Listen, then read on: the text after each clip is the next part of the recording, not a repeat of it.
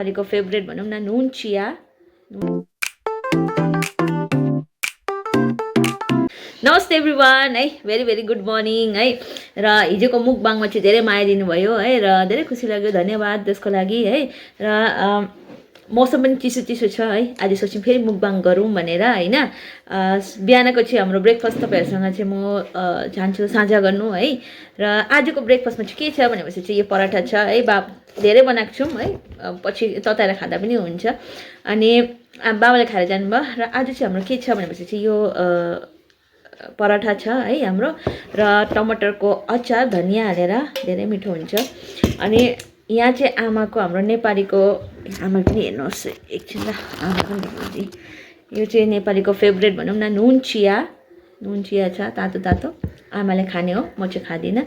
र यहाँ चाहिँ मेरो तातो पानी छ है।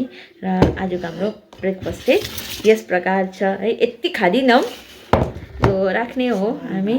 अनि हामी चाहिँ यसरी खाँदैछौँ है। ल भिडियो मन पऱ्यो भने चाहिँ यसो लाइक सेयर सब्सक्राइब गरिदिनुहोस् है। तपाईँहरूको माया पायो भने चाहिँ म नेपालीमा पनि भिडियो ल्याउने छु है।